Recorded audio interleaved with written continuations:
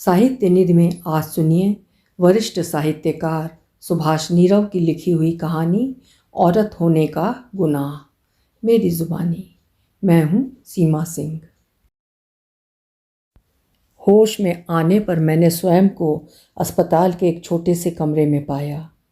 गर्दन के नीचे के मेरे शरीर को एक जाली से ढका हुआ था। इधर मेरी चेतना लौटी, उधर मेरे शरीर में दर्द के असंख्य कीड़ों ने कुलबुलाना शुरू कर दिया।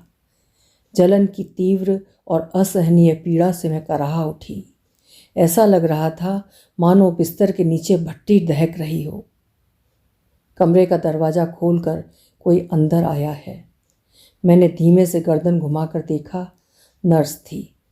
उसने बेड के सिरहाने टंगे कागज़ों को पहले उल्टा पलटा है, फिर उन पर कुछ लिखा है। अपनी पूरी ताकत बटोर कर मैं सिर्फ फुसफुसा भर सकी हूँ, सिस्टर। नर्स ने शायद मेरी फुसफुसाहट को सुन लिया है। करीब आकर प्यार से बोली, बहुत दर्द होता होगा। 60% से ज़्यादा जल गया तुम। गॉड को याद करो, प्रार्थना करो, वही मदद करेगा। फिर कलाई पर बंधी घड़ी देखकर उसने कहा है, तुम्हारी दवा का टाइम होता है, अब भी तुमको दवा देगा। ये कहकर वो कमरे से बाहर चली गई है। कुछ ही देर बाद वो लौट आई है। दवा देकर लौटने लगी तो मैं पुनः फुसफुसाई हूँ, सिस्टर, मुझे यहाँ कौन लाया? पुलिस लाई तुमको यहाँ। कोई आया था क्या मुझसे मिलने? इंस्पेक्टर आया, साथ में एक अखबार वाला, तुम्हारा बयान लेना मांगता, पर तुम होश में नहीं था, बोला फिर आएगा। और कोई? देखा नहीं किसी को। बाहर शहर में कर्फ्यू लगाया, कौन आएगा भला? आया भी तो कमरे में नहीं आ सकता, उधर शीशे में देख सकता बस। उसने ठीक मेरे मुख के सामने वाली कांच की खिड़की की ओर संकेत किया। खिड़की के उस पार कोई नहीं था। मैं अपने आप से प्रश्न करती हूँ, किसकी उम्मीद किए बैठी हूँ? कौन आएगा? पिता? छोटे भाई? भाभियाँ? मालूम होने पर भी क्या वे आएंगे? नहीं, पर जावेद तो आ सकता है। वो मुझे खोजता हुआ जरूर आया होगा।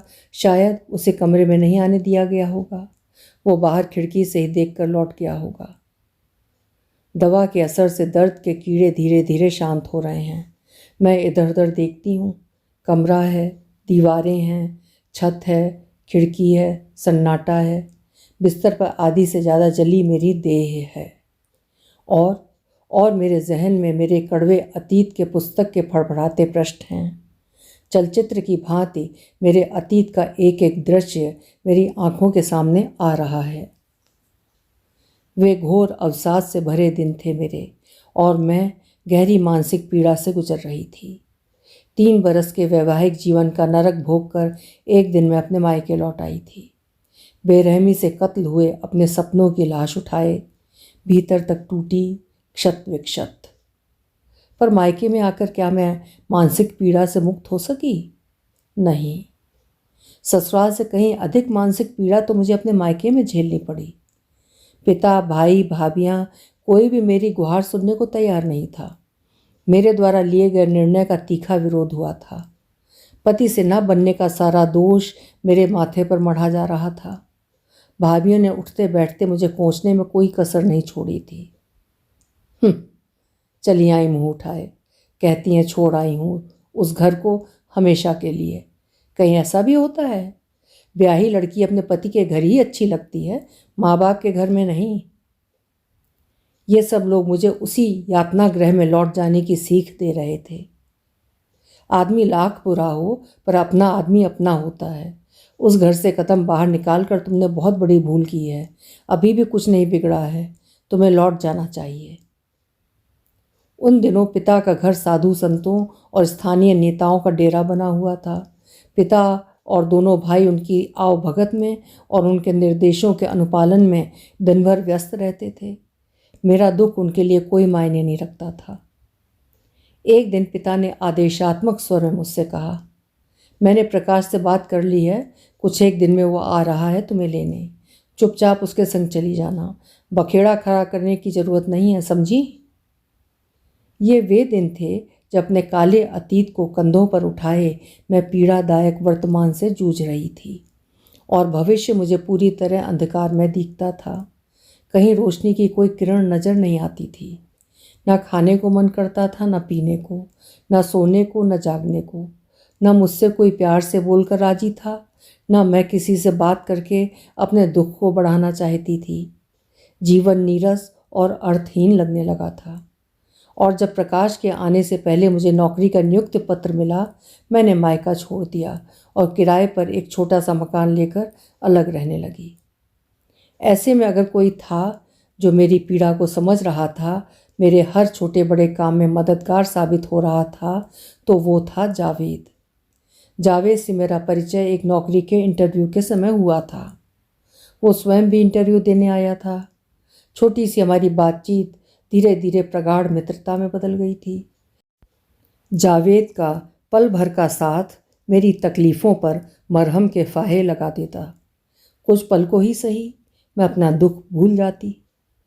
जावेद की मदद से ही मैंने तलाक की अर्जी लगा दी थी। 3 साल के बाद कहीं जाकर तलाक मंजूर हुआ। इस बीच जावेद की भी नौकरी लग गई थी। अब जावेद मेरे घर पर भी आने जाने लगा था। इस पर अड़ोस पड़ोस में खुसर पुसर भी शुरू हो गई थी। लोग अजीब सी नज़रों से देखते थे, मुंह भी बनाते थे, पीठ पीछे बातें भी करते होंगे शायद। लेकिन हम दोनों बेफिक्र थे, अपने में खोए, अपनी ही दुनिया में गुम। जावेद का अधिक से अधिक साथ मुझे अच्छा लगता था। प्यार क्या होता है मैं नहीं जानती थी। मेरे पति ने, प्रकाश ने, कभी मुझे प्यार किया ही नहीं था, सिर्फ भोगा था मुझे। जावेद के प्यार ने मुझ में जीने की उमंग जगा दी थी। मैं उसके प्यार में सराबोर हो उठती थी, भीग भीग जाती थी। 1-2 रोज़ वो ना मिलता तो अजीब सी बेचैनी मुझे घेरने लगती। कुछ भी अच्छा नहीं लगता था मुझे। और एक दिन हम दोनों ने शादी करने का निर्णय लिया। जावेद के घरवाले इस फैसले से खुश नहीं थे। ये जावेद ने मुझे बता दिया था। मुझे अपने परिवार वालों की चिंता नहीं थी। उनके लिए तो मैं मर चुकी थी। जब से मैं उनसे अलग हुई थी, उनमें से कोई मेरी खैर खबर लेने नहीं आया था। हमने कोर्ट में शादी करने का निर्णय लिया। जिस दिन हमने कोर्ट में शादी के लिए अर्जी लगाई, उस दिन हम खूब घूमे। एक अच्छी सी फिल्म देखी, रेस्तरां में उम्दा खाना खाया, बाजार में खूब शॉपिंग की और शाम को टहलते हुए हम घर लौटे। जावेद और मेरे हाथों में शॉपिंग का सामान था। हमारे चेहरों पर रौनक थी, हम बेहद खुश थे। जावेद को गए अभी 5 मिनट भी नहीं हुए थे कि बेल बजी। मैंने दरवाज़ा खोला। सामने खड़े थे मेरे बूढ़े पिता, पंडित KP शास्त्री, मुझसे छोटे 2 भाई, रमेश और सुरेश शास्त्री, और दोनों भाभियाँ। उन्हें अचानक अपने सामने पाकर मुझे कोई खुशी नहीं हुई थी, अचरज ही हुआ था। भीतर कहीं घृणा का भाव भी था। ये लोग मुझे समझाने बुझाने आए थे, एक बार फिर मेरे फैसले पर अपना विरोध दर्ज करने। तुम्हारे इस फैसले से जानती हो बिरादरी में कितनी थू थू होगी। शुरुआत छोटे भाई सुरेश की बीवी ने की थी। प्रकाश से तुम्हारी निभी नहीं, तुम उससे अलग रहने लगी। जावेद के साथ तुमने संबंध बनाए, सब बर्दाश्त किया, पर अब तुम जावेद के संग शादी करने जा रही हो, गैर जात गैर धर्म में। लगता था तैयार होकर बड़ी वाली भाभी भी आई थी। अरे अपनी जात अपने धर्म में तुझे कोई भी ना मिला, मिला भी तो एक कटल्ला। पूरे खानदान की नाक कटाकर रख दी इसको लक्षणी ने। पिता का स्वर बेहद रूखा था, क्रोध और घृणा से भरा हुआ। थोड़ा सा बोलते वो हाँफने लगे थे। उन्हें अपनी इज्जत तार तार होती और रसातल में जाती प्रतीत हो रही थी। दोनों भाई आंखें तरेरे बैठे थे। छोटी ने फिर कमान संभाली। जानती हो वे कैसे लोग हैं? बहुत खतरनाक हैं वे। जावेद के घरवाले इस शादी से नाखुश हैं, इसलिए कुछ भी कर सकते हैं। मैं हतप्रभ थी। इन्हें न केवल मेरी एक एक गतिविधि की खबर थी, बल्कि ये लोग जावेद के घरवालों की भी खबर रखते थे, जिन्हें मैंने आज तक नहीं देखा था। मैं शांतचित्त होकर सुन रही थी उनकी तीखी बातें, झेल रही थी उनका तीखा विरोध। जब विरोध असहनीय हो उठा तो मैं चुप न रह सकी, बोली उठी। आप लोग मेरी चिंता छोड़ दें। मैंने और जावेद ने खूब सोच समझ कर ही निर्णय किया है। आप लोग तो पिछले 4 सालों से मुझसे सारे संबंध खत्म किए हुए हैं। मैं तो आपके लिए कब की मर चुकी हूँ। पिता ने बेटी को, भाइयों ने बहन को मरा समझकर इन 4 वर्षों में एक बार भी सुधि नहीं ली। फिर आज ये मृत संबंध एकाएक जीवित कैसे हो उठे? जावेद और मैं शादी करके रहेंगे, ऐसा करने से हमें कोई नहीं रोक सकता। पगला गई है ये, मति भ्रष्ट हो गई है इसकी। बूढ़े बाप की इज्जत की परवाह नहीं है इसे। शहर में आंख उठाकर चलना दूभर हो गया है। पिता फिर चीखने लगे थे। पैदा होते ही मर जाती करमजली तो यह दिन देखना नसीब न होता। मैं मन ही मन हंसती थी पिता की बात पर। इच्छा हुई थी कि कहूँ, पिताजी मार तो आप मुझे माँ की कोख में देना चाहते थे, बेटियां आपको प्यारी ही कब थीं। लेकिन मैं शांत रही।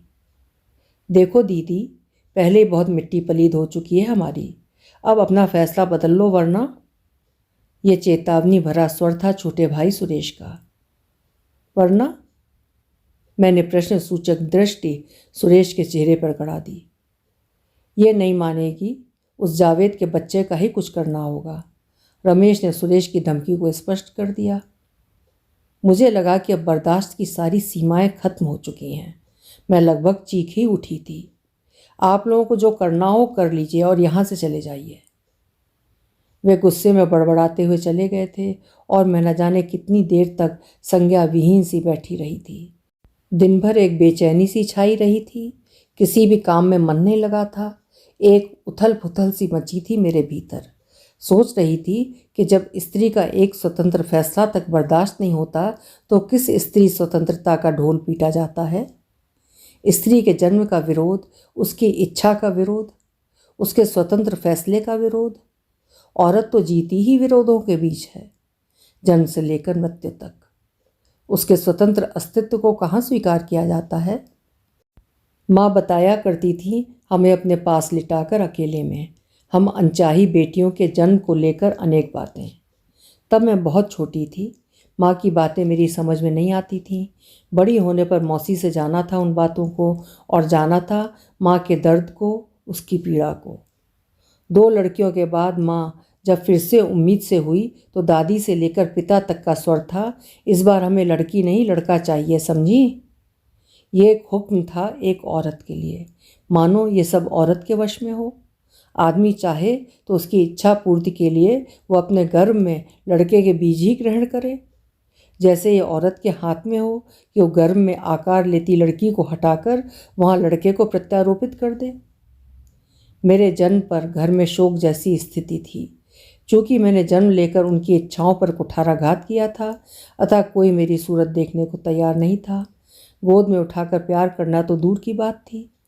माँ ही थी जिसने मुझे अपनी छाती से लगाए रखा, अपना दूध पिलाती रही, चूमती और प्यार करती रही।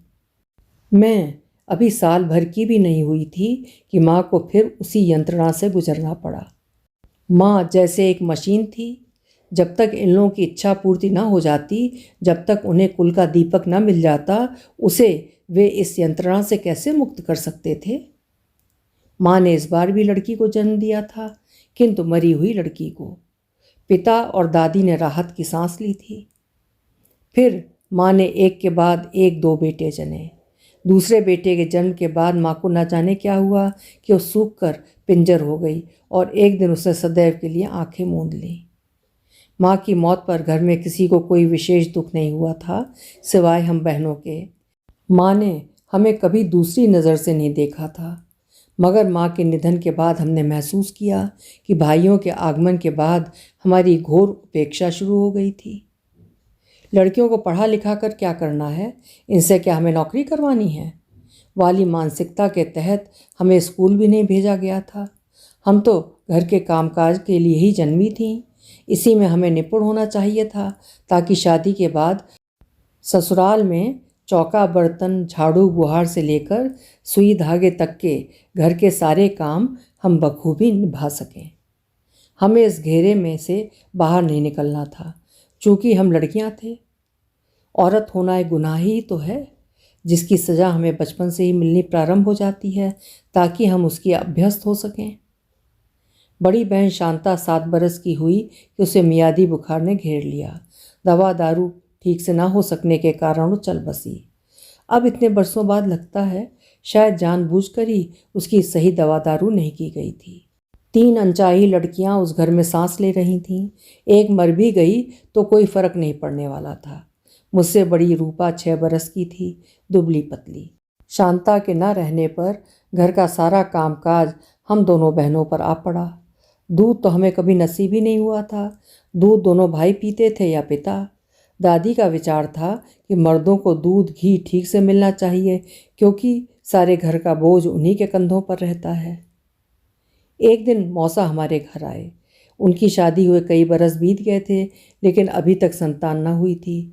मौसा ने जब मुझे गोद लेने का प्रस्ताव रखा तो किसी को ऐतराज़ न हुआ। मैं मौसा के घर आ गई। मौसा के घर रहकर ही मैंने हाई स्कूल किया, फिर इंटर। बीच बीच में मैं राखी, दशहरा और दीपावली पर कुछ एक दिनों के लिए पिता के घर भी जाती रही। इसी बीच रूपा की शादी कर दी गई, एक गांव में। शादी के 1 वर्ष बाद जब रूपा मुझे मिली तो फूट फूट कर रो पड़ी। तू अच्छी रही सुनीता, मैं तो जैसी यहाँ थी वैसी ही वहाँ हूँ। वो बहुत कुछ कहना चाहती थी, अपने दुख बताना चाहती थी, लेकिन सिसकियों और आंखों से बहते अविरल आंसुओं ने उसे कुछ ना कहने दिया। सब कुछ स्वयं ही कह दिया। विपदाएं कभी बताकर नहीं आती। मैं बीए में दाखिला लेने ही जा रही थी कि मुझ पर वज्रपात हुआ। एक सड़क दुर्घटना में मौसा मौसी दोनों की मृत्यु हो गई। विवश होकर मुझे फिर पिता के घर लौटना पड़ा। उस समय दोनों छोटे भाई रमेश और सुरेश क्रमशः 10वीं और 9वीं कक्षा में थे, लेकिन मुझे आगे पढ़ने से रोक दिया गया। रूपा के जाने के बाद घर का चौका बर्तन दादी के कंधों पर आन पड़ा था। मेरे लौट आने पर सबसे अधिक खुशी दादी को हुई। पहले दिन से ही घर का सारा कामकाज उसने मुझे सौंप दिया। और फिर हुआ मेरा विवाह। मुझे ससुराल भेजकर पिता तो गंगा नहा लिए, लेकिन मेरी यातनाओं का दौर शुरू हो गया। पति ने पहले दिन से ही मुझे अपने पाँव की जूती समझा। मैं किसी के संग बात नहीं कर सकती थी, अपनी इच्छा से कहीं उठ बैठ नहीं सकती थी। जो पति कहता मुझे करना पड़ता।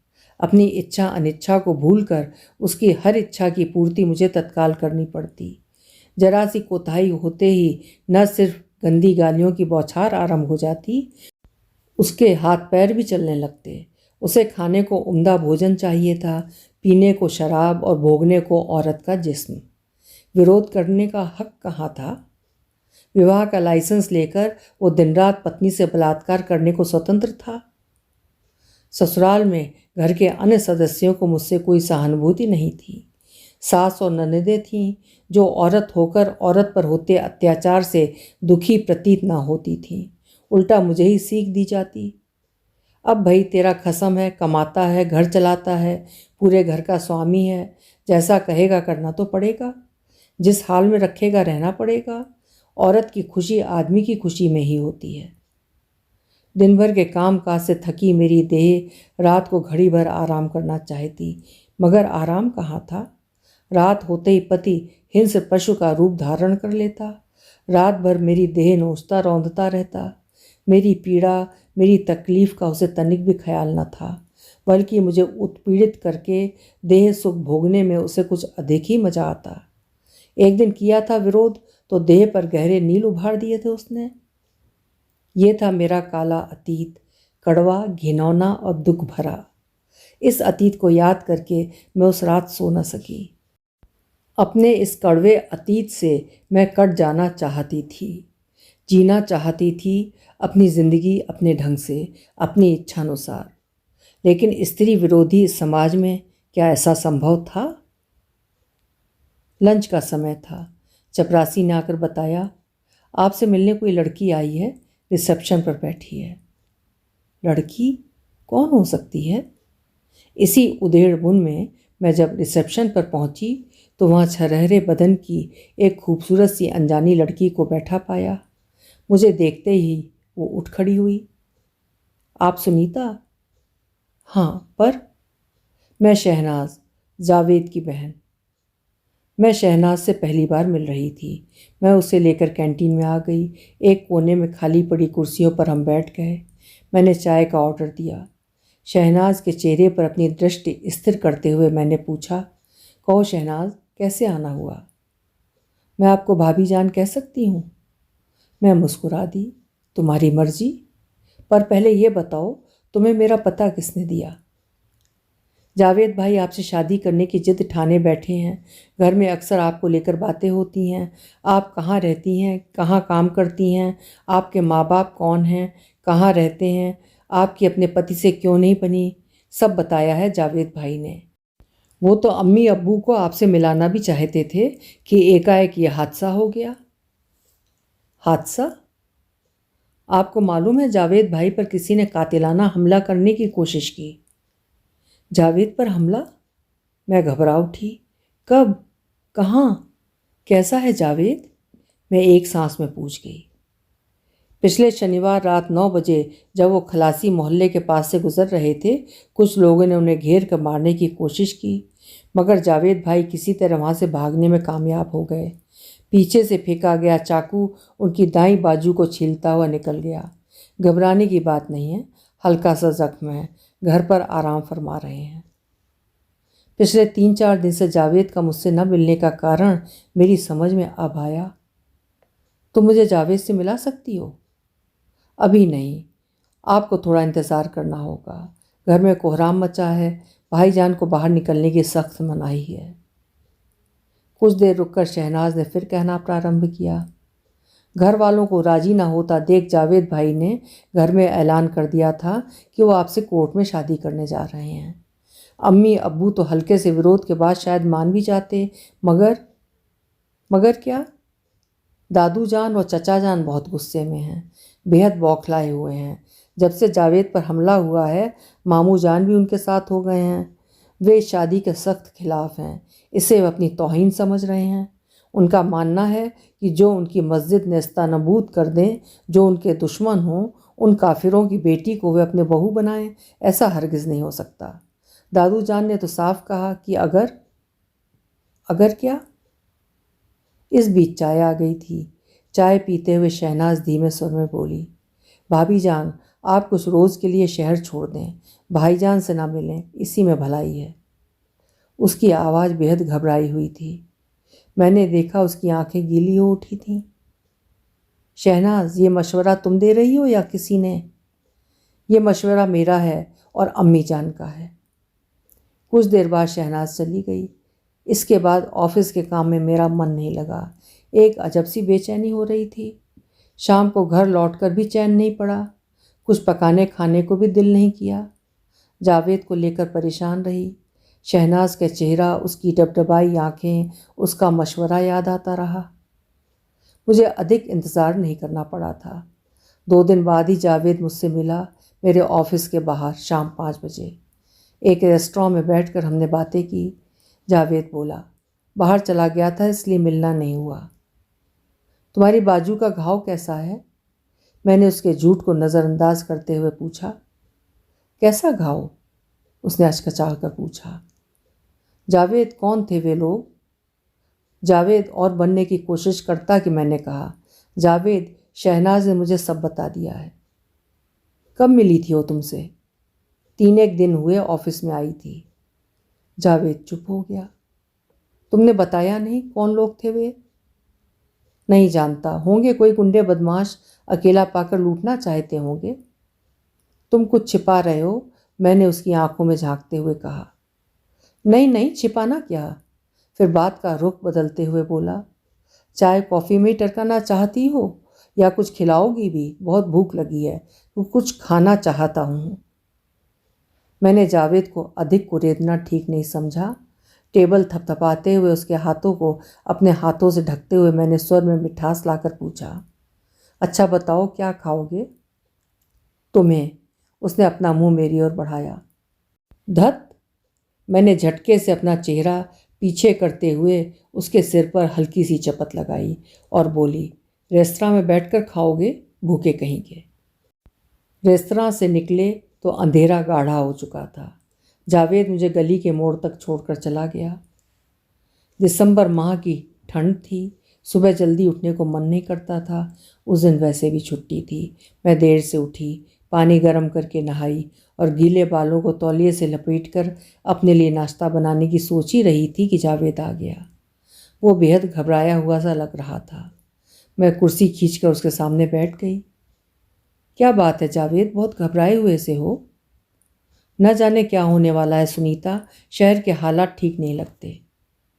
जब एक संप्रदाय के कुछ जुनूनी लोगों द्वारा अयोध्या में एक प्राचीन इमारत ढहा दी गई थी, तब से ही पूरा शहर एक अजीब से तनाव की गिरफ्त में सांस ले रहा था।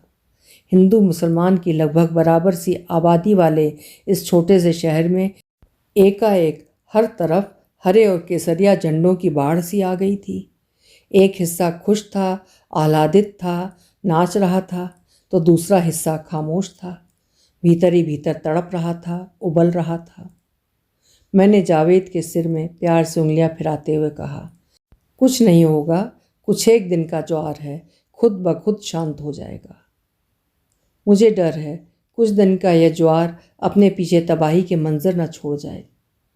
मैं उठकर नाश्ता बना लाई। चाय पीते हुए जावेद ने कहा, सुनीता मेरी एक बात मानोगी? क्या? मुंह में ब्रेड ठूसते हुए मैंने पूछा। सबसे पहले तुम दरवाजे पर टंगी अपनी नेम प्लेट हटाओ। मैं हंस पड़ी। जावेद, इससे क्या होगा? चलो सुनीता शास्त्री के स्थान पर सुनीता खान कर देती हूँ। खतरा फिर भी रहेगा। इस बार जावेद ने अपनी आंखें मेरी आंखों में लगभग गड़ाई ही दी थीं। तुम समझती नहीं हो, खतरा दोनों ओर से है। सिरफिरे असामाजिक लोग दोनों ओर हैं, और कुछ भी। मैं जावेद की घबराहट को समझ रही थी। कुछ रोज़ पहले जावेद पर हुआ हमला और मुझे मिलने वाली धमकियां इस घबराहट की पुष्टि के लिए पर्याप्त थीं। सुनीता, चलो कुछ दिनों के लिए हम ये शहर छोड़कर कहीं और चले चलते हैं। हालात ठीक होने पर लौट आएंगे। पर क्या गारंटी है? जहाँ जाएंगे वहाँ भी ये सब नहीं होगा। जावेद के हाथों को अपने हाथों में लेकर मैंने कहा, विकट परिस्थितियों से घबराकर भागना कोई हल नहीं है। जावेद, हम यहीं रहेंगे और स्थितियों का सामना करेंगे। जावेद चुप हो गया, कुछ ना बोला। मैंने आगे बढ़कर उसकी आंखों में झांका और शरारत भरी मुद्रा में बोली, घबराहट में भी तुम इतने सुंदर लगोगे मैं नहीं जानती थी। और एकाएक मैंने उसके चेहरे पर चुंबनों की बौछार कर दी थी, फिर कसकर अपनी छाती से लगा लिया था। उसका चेहरा सुर्ख हो उठा।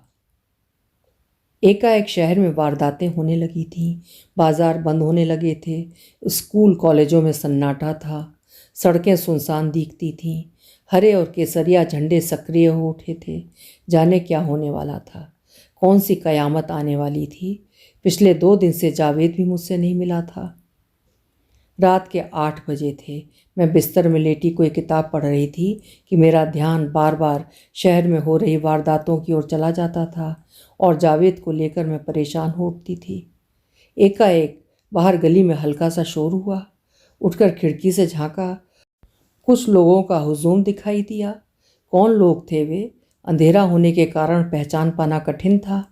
तभी एक पत्थर खिड़की का कांच तोड़ता हुआ ठीक मेरे पास गिरा। मैं घबराकर पीछे हट गई। तुरंत खिड़की दरवाजे ठीक से बंद किए और बिस्तर में आ बैठी। कुछ देर बाद शोर थम सा गया लगा। मैंने राहत की सांस ली, लेकिन अधिक देर नहीं हुई जब मैंने कुछ पदचापों को अपनी ओर बढ़ता महसूस किया। धीरे धीरे शोर मुखर हो उठा। अब वे मेरे घर का दरवाज़ा पीट रहे थे। मैं भयभीत हो उठी। सांसें तेज तेज चलने लगी थीं। बगल की खिड़की से मोहल्ले पर नज़र दौड़ाई। वहाँ अंधेरा और सन्नाटा पसरा हुआ था। लोग घरों में होकर भी घरों में नहीं थे जैसे। मेरी समझ में कुछ नहीं आ रहा था कि क्या करूं और क्या ना करूं। ये लोग क्या करना चाहते हैं? क्या इरादा है इनका? खिड़की से कूदकर भाग जाऊं या सामना करूं? इसी ऊहापोह में थी कि वे लोग दरवाज़ा तोड़ने में कामयाब हो गए। एक दीर्घ चीख मेरे मुंह से निकली। वे मेरी ओर इस प्रकार झपटे जैसे छिपे हुए शिकार पर भूखे शिकारी झपटते हैं। उनके हाथ मेरे जिस्म की ओर बढ़ रहे थे। देखते ही देखते उन्होंने मेरे वस्त्र तार तार कर दिए। घर का सारा सामान उलट पलट दिया। मेरी चीखें तेज हो उठी थीं, पर मेरी चीख पुकार का उन पर कोई असर नहीं हो रहा था। मैं रो रही थी, चीख रही थी, खुद को बेहद निरीह और असहाय पा रही थी। अचानक मेरा बदन चिपचिपे तरल पदार्थ से भीग उठा। मिट्टी के तेल की दुर्गंध जब मेरे नथनों में घुसी, मैं पूरी ताकत से चीख उठी। ये चीख मेरी अब तक की चीखों में सबसे तेज और लंबी थी। मौत मेरे सामने खड़ी थी, जलती हुई तीली के रूप में। वे हंस रहे थे, उन्मादित हो रहे थे अपनी बर्बरता पर। तभी जलती हुई तीली मेरी ओर उछली और मेरा जिस्म धू धू कर जलने लगा। आग की लपटों के बीच न जाने कब तक मैं तड़पती रही, छटपटाती रही। दवा का असर कम होते ही दर्द के कीड़े फिर से कुलबुलाने लगे हैं।